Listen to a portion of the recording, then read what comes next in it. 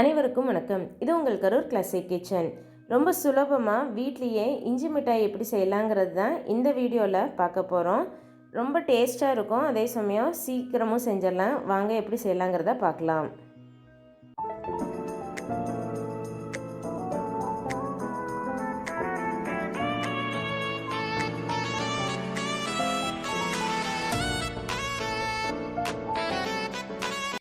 First இஞ்சியை நல்லா தண்ணியில் மண் போக கழுவிட்டு தொடச்சி எடுத்துக்கோங்க.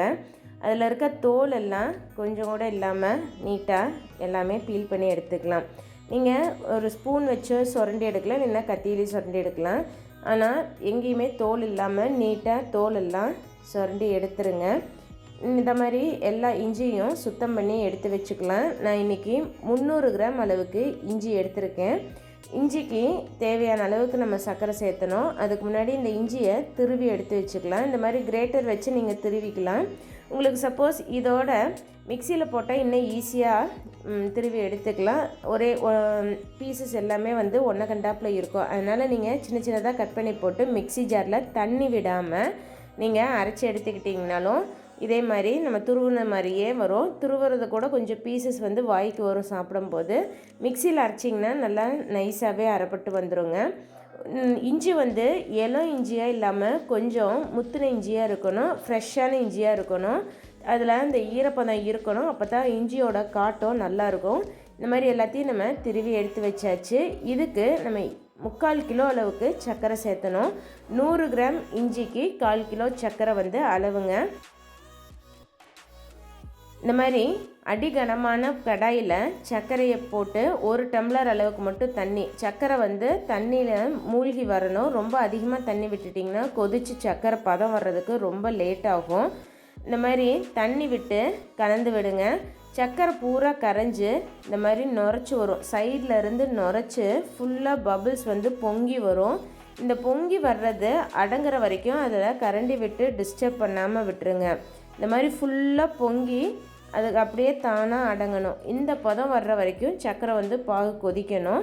எப்போவுமே சர்க்கரை பாகு இந்த பதத்துக்கு வரும்போது ஹை ஃப்ளேமில் வச்சுக்கோங்க. அப்போ தான் நல்லா பொங்கி அது நுரை அடங்கி வரும்.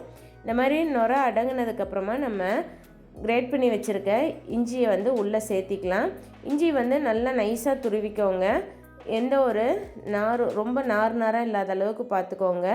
இந்த மாதிரி கைவிடாமல் கிளறிக்கிட்டே இருக்கும்போது நமக்கு கலர் நல்லா டார்க் கலரில் மாறி வரும். அடுப்பை மீடியம் ஃப்ளேமில் வச்சுக்கோங்க. இஞ்சி சேர்த்துனதுக்கப்புறம் சர்க்கரை பாகு தெறிக்க ஆரம்பிக்கும், மேலே கையிலெல்லாம் தெறிக்கும். அதனால் கொஞ்சம் பெரிய கடாயில் செய்யும்போது நீளமான கரண்டி வச்சு செய்யும்போது உங்களுக்கு கையிலெல்லாம் தெறிக்காமல் இருக்கும்.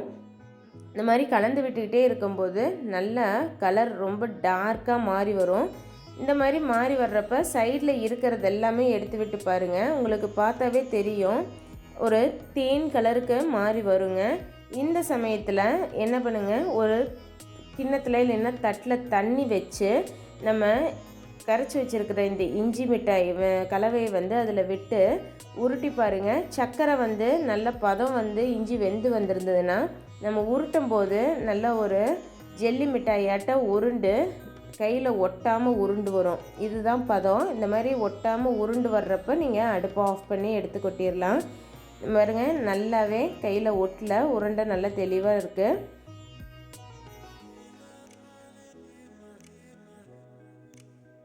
இது கரெக்டான பதம். நல்லா கலந்து விட்டு சைடில் இருக்கிறதையும் எடுத்து விட்டுட்டு அடுப்பை ஆஃப் பண்ணி ஒரு தட்டுக்கு நெய் தடவி வச்சுருக்கிறேன். அந்த தட்டுக்கு நீங்கள் உடனே ட்ரான்ஸ்ஃபர் பண்ணிடுங்க. நல்லா இதை கொஞ்சம் ஒரு 1/4 மணி நேரத்துலேருந்து அரை மணி நேரம் போல் செட் ஆகிறதுக்கு விட்டுருங்க. நல்லா கூல் ஆகணும். சூடெல்லாம் போனதுக்கப்புறம் தான் நீங்கள் கட் பண்ணிங்கன்னா பீசஸ் வரும். ஆறுனதுக்கப்புறம் நல்லா கெட்டிப்பட்டுரும்.